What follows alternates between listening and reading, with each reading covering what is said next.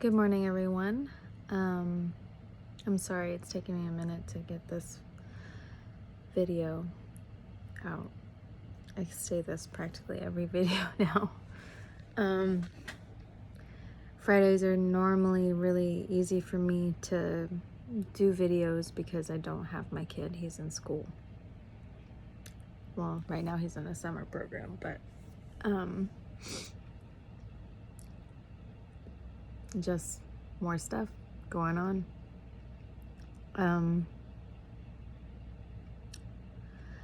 So in my last video, I talked about the final incident that forced me to make the choice to leave for good. So I guess I'll talk about the aftermath of that. So I left him December 15th of 2019. Stayed with my mom. I did sleep with him sometimes, but it was mostly to keep the crazy away. Because anytime that I wanted to stop, and I said so, and I'm like, I don't want to do this anymore. It complicates and confuses things. I just want to co-parent.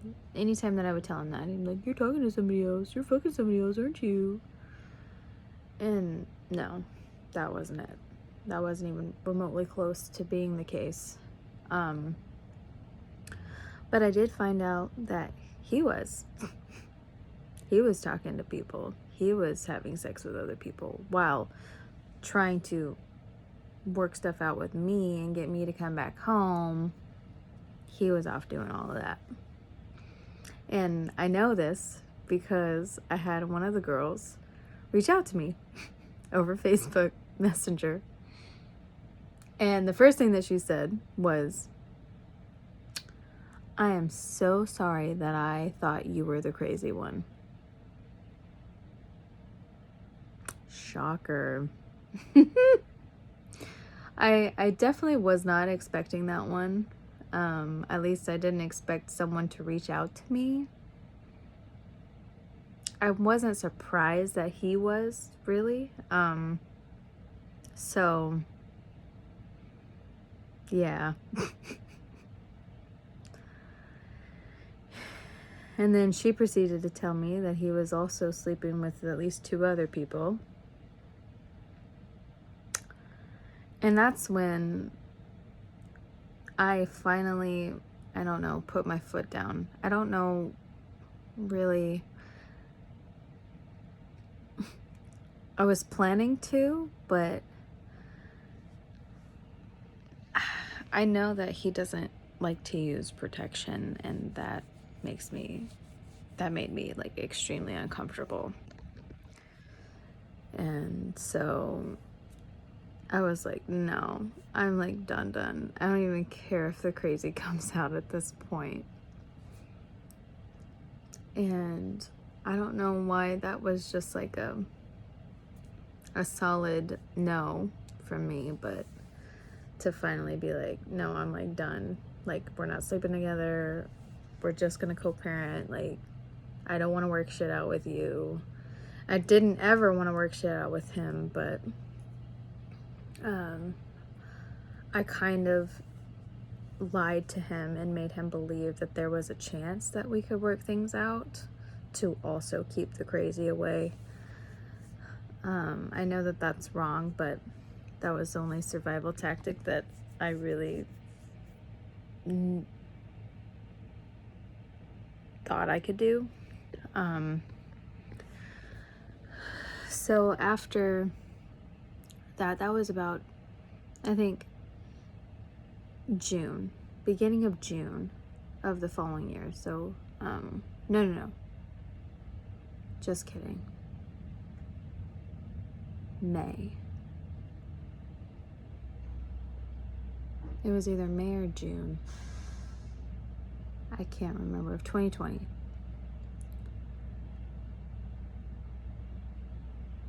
Or was it before then?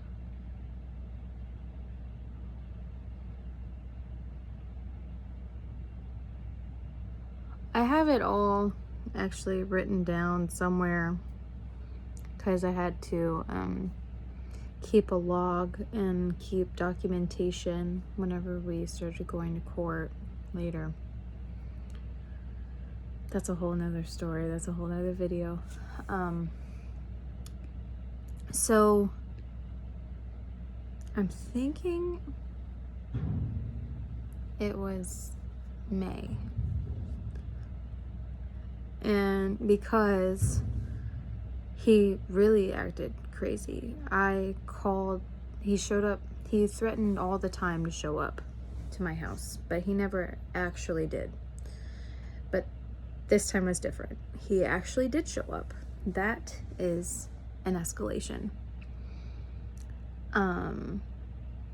He called my phone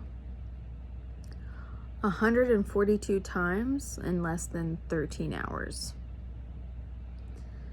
And the reason why I remember this number is because I had to count in front of the police officers and tell them when it started and when it was ending, or when it had ended, of him blowing up my phone. I blocked him a couple of times just so I could use my phone because he blew it up so much I was unable to even use my phone for anything. Couldn't send a text, couldn't look anything up on the internet, so I blocked him so that I could use it. Called the police because he had shown up at my house and made threats, but whenever they showed up, I was like, I want to get a protection order because he's already escalating. He's showing up.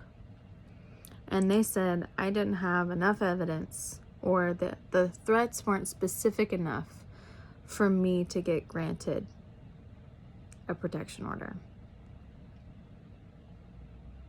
He said the threats were too vague. I'm like, but you agreed that they're threats, though. He was like, well, I was like, oh my God. So this was extremely discouraging at the time. But he did say I definitely had enough for harassment to file a harassment report. And I was like, okay, yeah, let's do that. And during this time, remember that this was during the time that COVID was still going on. I mean, hardcore going on.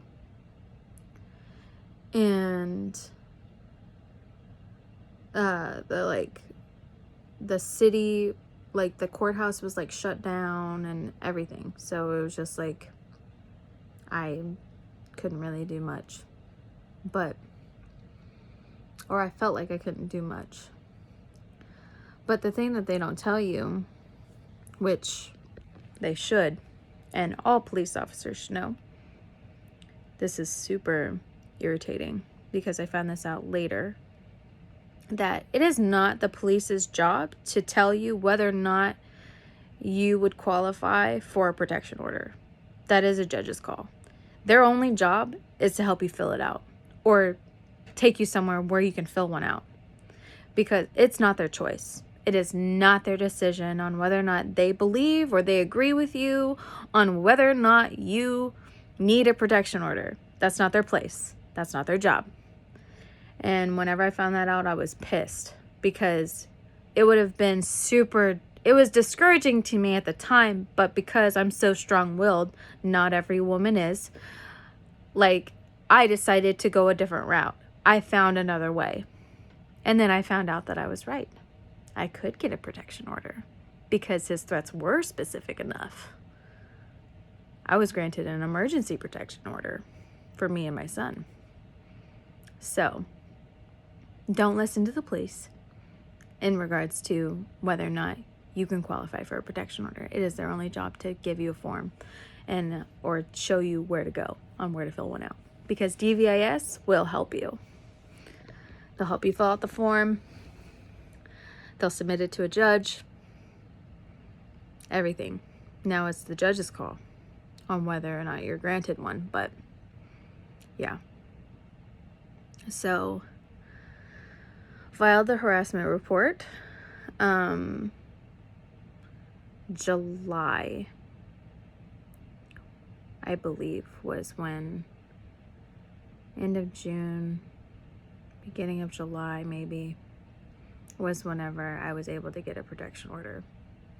Because he had also showed up to my job. Now, he didn't go in, but he pulled up. I was in the back parking lot in my car. And this was whenever he had just threatened me and said, "You'll never see me coming. You won't know what hit you." And he pulls up, stops his car right in front of mine, smiles this really evil, devious smile, and then drives away. That, my friends, is an intimidation tactic. That is another form of abuse. Even though he didn't necessarily do anything to me, that is abusive, controlling behavior. And that is also an escalation. Because he not only showed up to my house, he showed up to my work. Didn't cause a scene. No one was home whenever he showed up at my home but me and my son.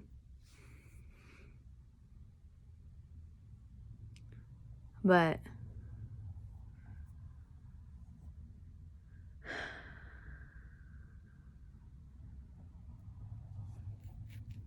I hired an attorney.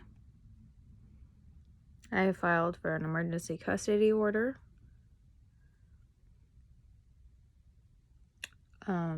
She was awful, by the way. Awful. Don't recommend her to anybody. I still have yet to report her to the Oklahoma Bar Association because I believe that she should not practice law. During the time that I had her, at first I thought she was going to be good because she was very quick with paperwork from the beginning. I went to her on a Thursday, midday. I had my emergency custody and emergency protection order by that following Monday because she filed the paperwork so fast. Excuse me. So I thought that she was going to be good.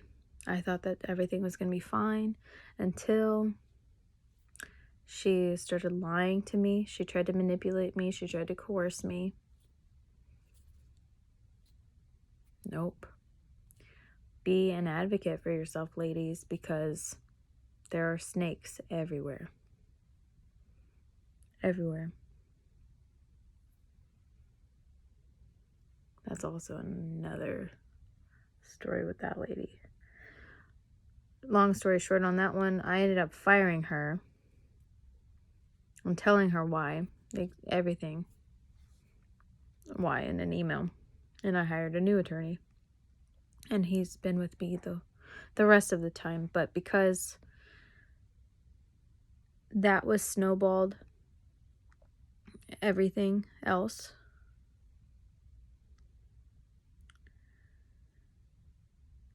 she tried telling me that I had to accept a specific deal. There was a child advocate lawyer person for my son, and she talked to me, she talked to my abuser for maybe 45 minutes apiece over the phone about the situation. And she told me that she believes that he's a danger to me, but not to my son. So he should get visitation. I was like, how the fuck does that make sense in your brain? How? How does that make sense?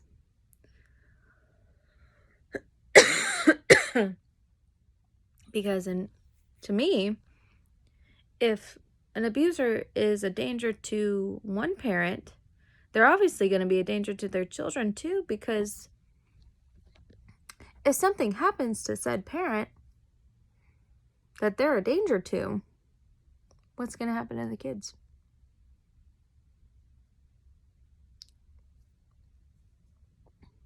They're not a danger to them. Oh my God. I can't. Like, you literally make zero sense.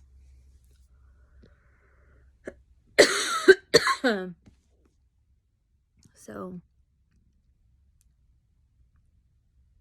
they had a visitation schedule like in place. They were trying to push for overnights initially. I was still breastfeeding at the time. I said absolutely not. And my attorney said that I had to accept that offer, that a judge would agree to it, which I never even spoke to a judge, mind you. I never even made it into a courtroom, which I should have. Looking back, I wish I would have taken that shit to trial. Because I had a mountain of evidence and witnesses against him.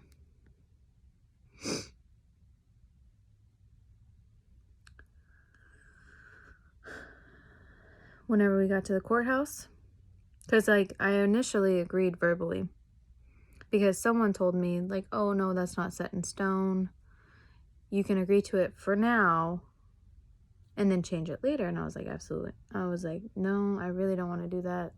I'm breastfeeding, like, no. But then I verbally agreed to it. Slept on it because the next day we were supposed to go to court. Woke up that morning, called my attorney, and I was like, I don't accept that deal. I changed my mind. Here's my counteroffer. And she was like, well, we already submitted that to the judge and blah, blah, blah. You already agreed to it. I was like, I haven't signed anything.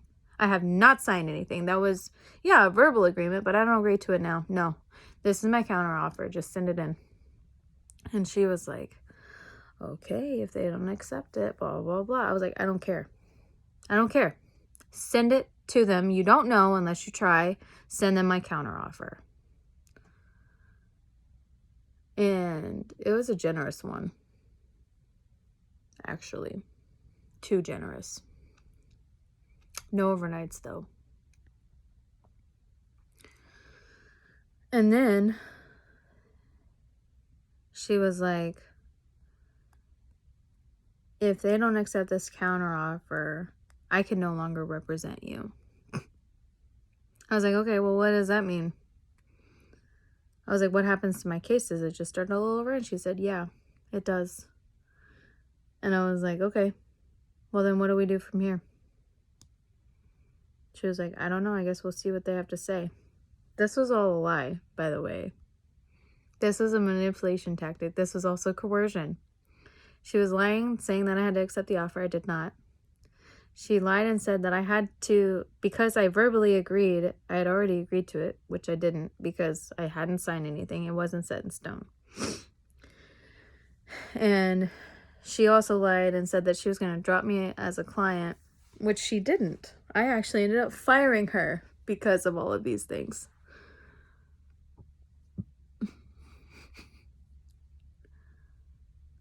Fuck that bitch. So she was like, well, they don't accept the counteroffer. I was like, what? I was like, okay. Well, I was like, let's get ready for court. She was like, all right, get your witnesses ready. I got the witnesses ready. She did not. She tried charging me for that shit. I was like, nope, you did not get them ready for that. I did. You actually owe me money now because I did your job for you. Oh. Anyway, got my mom, my brother, and my sister-in-law. They wrote up written statements. They were going to get ready to testify. I had called them and I was like, no, I don't need you to testify. It's fine. I called them and said I didn't need them to be there. And then I had to turn around and call them back and be like, actually, yeah, come to the courthouse, please. So it was like a whole thing. It was crazy. Show up to the courthouse.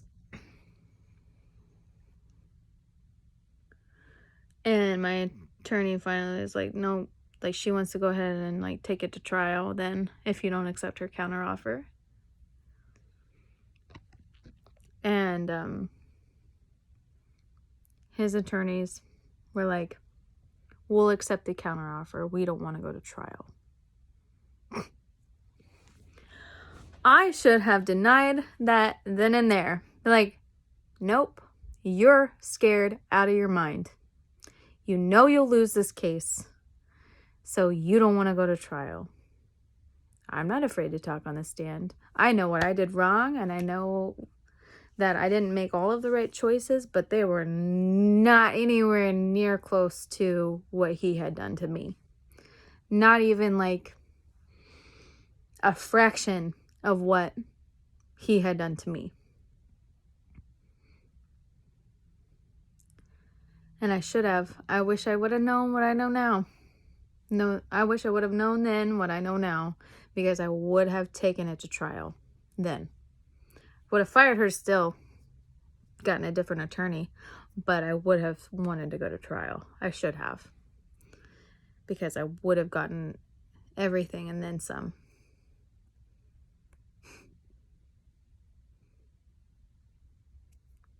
Stupid. A lot of attorneys are freaking snakes. They lie. Not all of them, but a lot.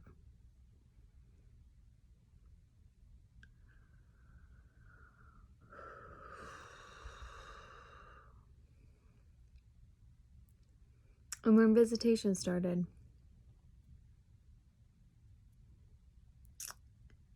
but because a protection order was in place, we had actually a no contact order. We had to go through a mediator. Well, his mom dropped my son off with his mom, and then he came to pick him up. Actually, not pick him up, but he had to stay there for her to monitor the visits. Yeah, how closely is your mom going to monitor the visits? That whole thing was a joke. Fucking pisses me off. Still. I have heard of dads losing their rights for a lot less. A lot less. And I don't understand why he's gotten everything that he has.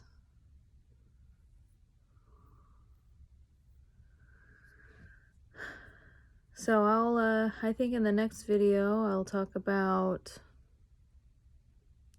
what happened after visits started.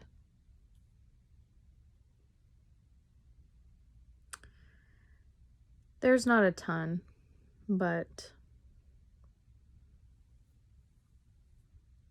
boy, is it interesting. So stay tuned for Friday, and I will get it out on this Friday. This whole thing is like a summary. Like, I haven't gone into this like really intense details because this video is already like almost 24 minutes long, and I wasn't trying to do that again, but it's just a lot of has happened. So anyway, I will talk to you guys on Friday.